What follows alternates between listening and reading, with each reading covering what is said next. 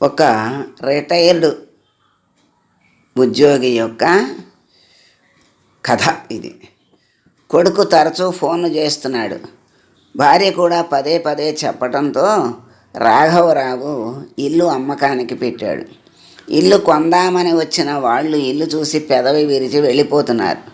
25 ఏళ్ల క్రితం కట్టిన ఇల్లు ఈనాటి ఫ్యాషన్కి అనుగుణంగా లేదని కొందరు, ఇల్లు చిన్నది, చుట్టూ స్థలం ఎక్కువ వదిలేశారని మరికొందరు వెనక్కి వెళ్ళిపోతున్నారు. ఇల్లు బేరం పెట్టి 2 నెలలు గడిచినా సరైన బేరం రాలేదు. జానకమ్మ బెంగ పెట్టుకుంది. కొడుకుకి సాయం చేయలేకపోతున్నామని. ఒకరోజు షావుకారు వెంకట్రావు వచ్చాడు. ఇల్లు చూడటానికి వచ్చాడు. ప్రతి గది పరిశీలనగా చూశాడు. దొడ్డి అంతా టేపుతో కొలిచాడు. భార్యాభర్తలు ఇద్దరు అతను ఏం చెప్తాడా అని ఆతృతగా చూస్తున్నారు. చివరికి పెదవి విప్పాడు షావుకారు. మాస్టర్ గారు, ఇల్లు కట్టి 25 ఏళ్ళయింది. అంటే పాతదాని క్రిందే లెక్క. ఎవరైనా కొనుక్కున్నా ఒక కుటుంబమే ఉండాలి. మీరు 50 లక్షలు చెప్తున్నారు. అంత ఖర్చు పెట్టి పాత ఇంటిని ఎవరు కొనరు. ఆ డబ్బుతో మరింత సౌకర్యంగా ఉండే కొత్త ఇల్లే కట్టుకుంటారు. మరి మీరేమంటారు అన్నాడు. రాఘవరావు గారు మౌనం వహించాడు. జానకమ్మైంది, ఇక్కడ గజం రేటు 10,000కు పైమాటే ఉంది కదా. అలా చూసిన 400 గజాలకు 40 లక్షలు, ఇంటికి 15, మొత్తం 55 లక్షలు రాదంటారా? ఆమె మాటలకు చిన్నగా నవ్వాడు షావుకారు. చూడండి అమ్మా, మీ లెక్కలు మీకుంటాయి, కొనేవాడి లెక్కలు కొనేవాడికి ఉంటాయి. నేను ఇక్కడ ఒక అపార్ట్మెంట్ కట్టాలని అనుకుంటున్నాను. అప్పుడు ఇల్లు తీసేయాలి కదా. అందుకని స్థలం రేటుకే కొందామని నా ఉద్దేశం. అందుచేత 40 లక్షలకు మాత్రమే నేను కొంటాను. ఆలోచించండి అని చెప్పి వెళ్ళిపోయాడు షావుకారు. అతను వెళ్ళాక భార్యాభర్తలిద్దరూ చాలాసేపు చర్చించుకున్నారు. చివరకు జానకమ్మే నిర్ణయం ప్రకటించింది. మనం ఆలస్యం చేసే కొద్దీ అబ్బాయికి వచ్చిన అవకాశం చేజారిపోతుంది. 40 లక్షలకు షావుకారికి ఇల్లు ఇచ్చేద్దాం. మిగతా డబ్బుకి అబ్బాయే తంటాలు పడతాడు అని. ఆ రాత్రే కొడుక్కి ఫోన్ చేసింది. ఇల్లు 40 లక్షలకు షావుకారికి ఇద్దామనుకుంటున్నామని చెప్తే రాజేష్ అలాగే చెయ్యమని చెప్పాడు. మర్నాడే రాఘవరావు షావుకారికి కబురు చేసి తమ అంగీకారం చెప్పాడు. వారం రోజుల్లో రాఘవరావు ఇల్లు షావుకారు పరమైంది. రిజిస్ట్రేషన్ సమయానికి రాజేష్ వచ్చి సంతకాలు చేసి డబ్బు పట్టుకుని హైదరాబాదు వెళ్ళిపోవడం చాలా స్పీడ్గా జరిగిపోయింది. నెల రోజుల తర్వాత రాజేష్ వచ్చి తల్లిదండ్రుల్ని హైదరాబాదుకు తీసుకుని వెళ్ళాడు. భారమైన హృదయాలతోనే వెళ్ళారు రాఘవరావు, జానకమ్మ. కొన్నాళ్లకు మనవల ఆటపాటలతో ఇంటి గురించి మర్చిపోయారు ఇద్దరు. మరో నెల రోజులకు కొడుకు కొన్న ఫ్లాట్లోకి మారారు. 2 పడకల గదులే ఉండటం చూసి ఆశ్చర్యపోయాడు రాఘవరావు. కొడుకుని అడిగితే, మనం ఆలస్యం చెయ్యటం వల్ల 3 పడకల గదుల ఫ్లాట్ చేజారిపోయింది అని చెప్పాడు రాజేష్. కొడుకు, కోడలు, మనవలు ఒక గదిలో, రాఘవరావు, జానకమ్మ ఒక గదిలో పడుకునేవారు. 3 నెలల ముచ్చటగా గడిచాయి. ఒకరోజు మనవడు, నానమ్మ నేను నీ దగ్గరే పడుకుంటానని పెద్దవాళ్ళ దగ్గరకు వచ్చేశాడు. జానకమ్మ ఎంతో సంతోషంతో వాడిని దగ్గరకు తీసుకుని కథలు చెప్పి తన దగ్గరే పడుకోబెట్టుకుంది. 10 రోజుల తర్వాత మనవరాలు కూడా, నానమ్మ నేను నీ దగ్గరే పడుకుంటానని జానకమ్మ దగ్గరకు వచ్చేసింది. ఆ విధంగా రాఘవరావు పడక హాలులోకి దివాన్ మీదకు మారిపోయింది. 6 నెలలు గడిచాయి. పిల్లల ఫీజులు కట్టడానికి కొడుకు, కోడలు గొడవ పడటం చూసి తన పెన్షన్లో దాచుకున్న 50,000 పట్టుకొచ్చి కొడుక్కిచ్చాడు రాఘవరావు. మరో 6 నెలలు గడిచేసరికి రాఘవరావు తన పెన్షన్లో నుంచి 5,000 తన దగ్గర ఉంచుకుని మిగతా 20,000 కొడుక్కి ఇవ్వటం అలవాటు చేసుకున్నాడు. ఇంటి ఖర్చులకి రాజేష్ సంపాదన సరిపోవటం లేదని కోడలు సుమిత్ర కాన్వెంట్లో టీచర్గా చేరింది. వంట చెయ్యటం, మనవలు ఇద్దరిని కాన్వెంట్కి తయారు చేయటం జానకమ్మ డ్యూటీగా మారిపోవడం జరిగింది. జానకమ్మకు శ్రమ ఎక్కువైంది ఇంటి పనితో. మరి శివపురంలో వాళ్ళిద్దరే ఉండేవారు. వంట తక్కువ, పని కూడా తక్కువే, విశ్రాంతిగా ఉండేది. ఇక్కడ విశ్రాంతి అన్న మాటే లేదు. పని పని పని, ఎప్పుడు పని. మరో 6 నెలలు గడిచాయి. మనవలు ఇద్దరూ పెందరాళ్ళే పడుకోకుండా స్కూలు విషయాలు చెప్పుకోవటం, జోకులు వేసుకోవటం చేస్తూ జానకమ్మకు నిద్ర పట్టకుండా చేయటంతో ఆమె పడక కూడా హాల్లోకి మారింది.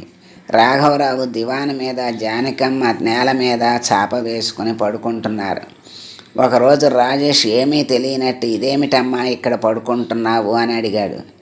మనవల గురించి ఫిర్యాదు చేయటం ఇష్టం లేని జానకమ్మ, మీ నాన్నకు తోడుగా ఉందామని ఇక్కడ పడుకుంటున్నాను అంది. మర్నాడు ఉదయం శివపురం హై స్కూల్లో జరిగిన పూర్వ విద్యార్థుల సభ చాలా బాగా జరిగింది. ముందుగా తమకు విద్య నేర్పిన గురువులందరికీ పాదాభివందనం చేసి ఆ తర్వాత వేదిక మీదకు వెళ్ళారు. రాఘవరావు మిగతా ఉపాధ్యాయులు కూడా వారి వినయానికి, సంస్కారానికి అబ్బురపడ్డారు. అమెరికాలో, ఆస్ట్రేలియా, సింగపూర్లో ఉన్నవాళ్ళు కూడా సభకు వచ్చి తమ పాత మిత్రులు అందరినీ పేరు పేరున పలకరించి మాట్లాడుకోవటం అందరినీ ఆకట్టుకుంది. పూర్వ విద్యార్థుల తరపున వరుణ్ మాట్లాడుతూ, ఈ సమావేశానికి మూల కారకులు మిథున్, సాత్విక్. వాళ్ళిద్దరూ అమెరికాలో ఉన్న అందరినీ కాంటాక్ట్ చేసి ఇక్కడికి రప్పించారు. వారికి సంఘం తరపున ధన్యవాదాలు తెలియజేస్తున్నాను. మమ్మల్ని వృద్ధిలోకి తీసుకొచ్చిన మా గురువులందరికీ నా నమస్సులు అని అన్నాడు. తర్వాత గురువులందరికీ ఘనంగా సన్మానం చేసి వెండి పళ్ళాలు కానుకగా ఇచ్చారు పూర్వ విద్యార్థులు. రాఘవరావు మాట్లాడుతూ, మిమ్మల్ని అందరినీ మా బిడ్డలుగా భావించే మేము మీకు చదువు చెప్పాం. అది గురువుగా మా బాధ్యత. మీరు మన ఊరికి, మన స్కూల్కి పేరు తెచ్చినట్టుగానే మన దేశానికి కూడా పేరు తీసుకురావాలి. మీరందరూ పిల్లా పాపలతో సుఖంగా ఉండాలి. మీరు మాకు చేసిన సత్కారం సరస్వతీదేవికి చేసిన సత్కారంగా నేను భావిస్తున్నాను అని అన్నాడు. వెంటనే సభా ప్రాంగణం చప్పట్లతో మారుమోగింది. చివరగా మిథున్ మాట్లాడుతూ, మన బ్యాచ్ ఫ్రెండ్ స్నిగ్ధ డాక్టర్గా తణుకులో ప్రాక్టీస్ చేస్తోంది. ప్రతి ఆదివారం శివపురం వచ్చి వృద్ధులైన మన గురువులకి వైద్య సహాయం అందిస్తానని వాగ్దానం చేసింది. ఆమెకు ధన్యవాదాలు తెలియజేస్తున్నాను. ఇప్పుడు మీ అందరికీ ఒక విశేషం చూపిస్తాను రండి అన్నాడు. అందరూ నడుచుకుంటూ టీచర్స్ కాలనీకి వచ్చారు. రాఘవరావు ఇంటి ముందు ఆగాడు మిథున్. రాఘవరావు ఆశ్చర్యానికి అంతులేదు. తను అమ్మేసిన ఇంటికి రంగులు వేసి ఉన్నాయి.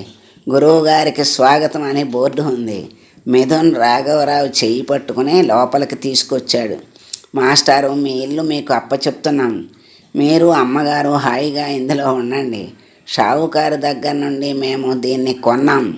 చాలా కాలం క్రితమే పరమేశం గారు నాకు మీరు ఎంత బెంగగా దిగులుగా ఉన్నారో చెప్పారు.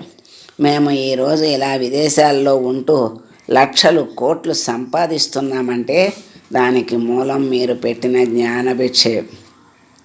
మీకు గురుదక్షిణ చెల్లించుకోవాలనే నేను, నా మిత్రులు కలిసి ఈ ఇంటిని కొన్నాం. మీ స్నేహితులు అందరూ ఇక్కడే ఉన్నారు.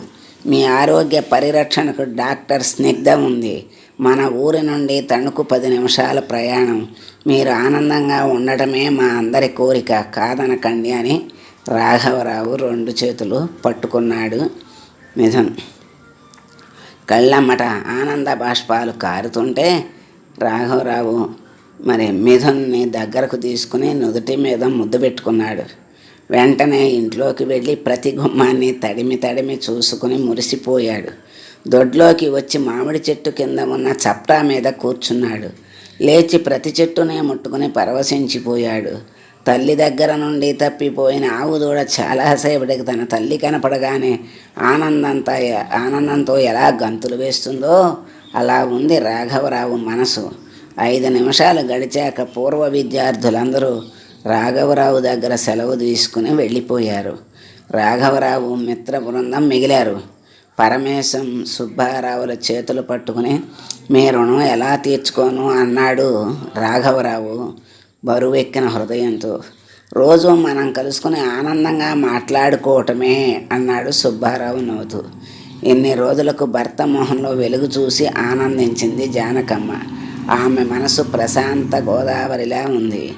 పైస జార నీకు ప్రాణమున్నంతకు పైస పోయనేని ప్రాణమాగు, పైసలోన గలదు పరమార్థమంతయు, పైసెయ్యలను వెలసే ప్రాణముగుచు. అది కథలోని నీతి.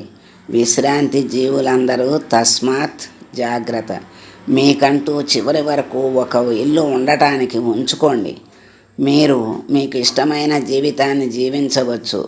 చివరి దశలో మిమ్మల్ని ఒక పని మనుషులుగా మీ పిల్లలు వాడుకుంటారు. విదేశాలకు వెళ్ళి 6 నెలల పిల్లలకు మనవళ్ళు మనవరాళ్లకు ఊడిగం చేసి రావాల్సి వస్తుంది. ఎందుకంటే విదేశాల్లో పని మనుషులు దొరకరు. ఒకవేళ దొరికినా వాళ్ళు చాలా కాస్ట్లీ. ఫ్రీగా వచ్చేది అమ్మా నాన్నలు అత్తమామలు. 6 నెలల ముందు ఫ్లైట్ బుక్ చేసుకుంటే చాలా చౌకగా పడుతుంది. 6 నెలలు వాడుకున్నంత వాడుకోవచ్చు. ముఖ్యంగా తల్లులకు ఎక్కువ పని. అందరు పిల్లలు అలా లేరు, కొందరు మాత్రమే. సీనియర్ సిటిజన్స్ చివరి రోజుల్లో స్వేచ్ఛగా ఆనందంగా హ్యాపీగా బ్రతకండి. రేపటి తరానికి బ్రతుకు భద్రతతో పాటు మానవీయత కూడా నేర్పండి. ఇది చక్కని కథ మనం తెలుసుకున్నాం. శుభం.